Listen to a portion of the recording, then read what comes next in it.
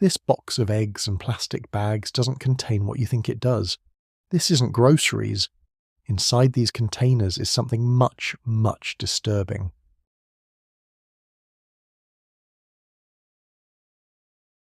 It started with a message. In a late-night WhatsApp group chat, a young man calmly admitted to something no one wanted to believe, that he had just killed his own parents. At first, everyone thought it was a joke, but when police arrived at a small apartment on Phuc Chak Street in Hong Kong, the truth was far worse than anyone could have imagined. The place was a nightmare. Blood spattered across the walls, trash bags filled with cement and sand, and a smell so thick it clung to everything. Inside the microwave, investigators found a layer of yellow grease. When they opened one of the nearby bags, they realised what had been cooking: human remains. Just hours earlier, 29-year-old Henry Chow and his friend Angus Tsai had been chatting online like nothing had happened. But now both men were being led away in handcuffs. So who were they? And what could possibly drive someone to do this? Henry Chow grew up in a normal middle-class Hong Kong family. His parents, Glory and Moon, adored him. They paid for private tutors, piano lessons, even sent him overseas to study in Canberra, Australia. They wanted him to succeed, but Henry wasn't interested in any of it. He lived in his own little world, disconnected and cold. At school, he barely had friends, and by his late teens, he was already failing his classes. His parents did what most would do. They pushed him harder. When that didn't work, they sent him abroad, hoping a change of scenery would help. It didn't. Henry faced bullying, felt isolated, and eventually dropped out in 2003. He lied to his parents about graduating, but the truth surfaced fast. They were disappointed but still tried to help, enrolling him again in a Hong Kong university.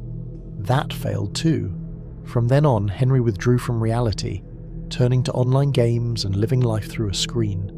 He told online friends he believed he was a psychopath. His profile pictures were often Adolf Hitler. He alienated everyone around him, including a girlfriend he abandoned after she became pregnant. Henry didn't just avoid responsibility, he ran from it entirely. By his late 20s, Henry had bounced from job to job, never lasting long. He lived off his parents' money, spending freely despite having no income. He was arrogant and pretentious, the kind of person who looked down on others while depending on them completely. That's when he met Angus Tsai, a gentle, kind man from Macau. Angus was the opposite of Henry. Soft-spoken, loyal, and unfortunately very easy to manipulate. His life hadn't been easy either. He'd been betrayed by women he loved, scammed out of money, and after several suicide attempts, he wasn't mentally well. Henry saw that weakness and took advantage of it.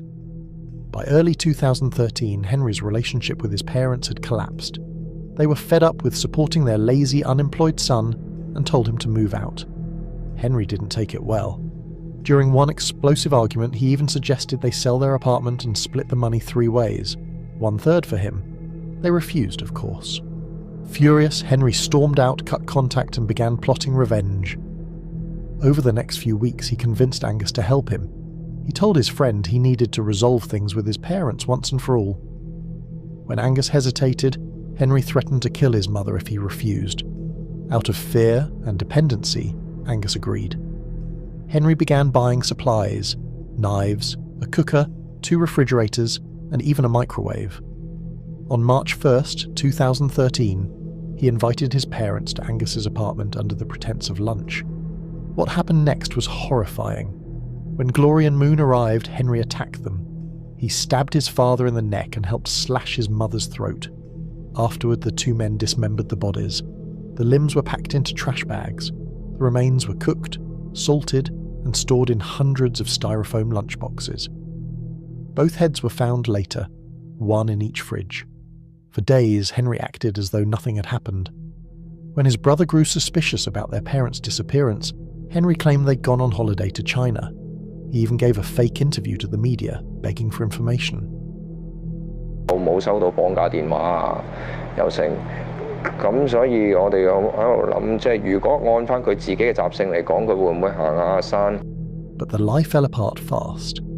On March 15th, police raided Angus's apartment after tracing Henry's disturbing WhatsApp messages. That's when they uncovered the gruesome scene. Along with the remains, they found a notebook, a step-by-step guide on how to dispose of bodies. It listed every item Henry had purchased down to the sand and cement. Handwriting analysis confirmed it was his. During interrogation, both men turned on each other. Henry claimed Angus killed his mother, that he was just helping. Angus said he'd only helped after being threatened. He insisted Henry killed them long before he even arrived. But the evidence, the messages, the notes, the timeline, all pointed to Henry as the mastermind. When the trial began in 2015, psychologists described Henry as deeply narcissistic, obsessed with success, and detached from empathy. He even told friends, "I can't feel normal people's pain." In court, Henry's defense argued he suffered from bipolar disorder and OCD. But after a second evaluation, those claims were dismissed, replaced by a diagnosis of personality disorder and extreme narcissism. The jury didn't buy his excuses. He was found guilty of murdering his parents. Angus, on the other hand, was acquitted of murder, but convicted for helping dispose of the bodies. He'd already served 2 years awaiting trial, so he was released immediately. Henry was sentenced to life in prison plus 9 years.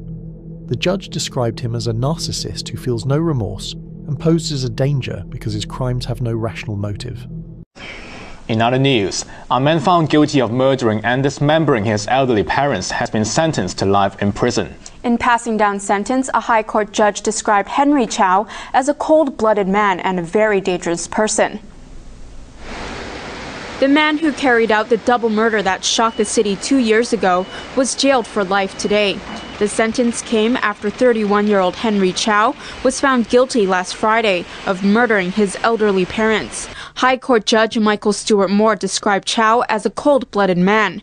Despite pretending to have mental problems, he had planned the murder for 6 months and was very aware of what he was doing, the judge said. Stewart Moore said Chow's parents had tried to give him the best they could, including sending him abroad to study. On the day they were killed, Chow had tricked them into believing that they were going to help him tidy his flat. The judge criticized Chow for thinking that killing his parents would solve all his problems and branded him a failure at everything in life. The judge said he will include Chow's psychiatric report into his personal records, so when the authorities consider rehabilitating him, they will be aware of the danger he could bring. Chow was jailed for life for the double murder and also sentenced to 9 years and 4 months for 2 counts of preventing the lawful burial of his parents. It's tragic when you think about it. 2 parents who wanted nothing but success for their son ended up dying at his hands. Their other son lost his entire family overnight. And for what? A few dollars and wounded pride. Henry believed killing his parents would somehow rebirth him, that it would free him from his failures. Instead, it cemented his legacy as one of Hong Kong's most chilling murderers, a man so lost in his own ego that he saw the people who loved him most as disposable.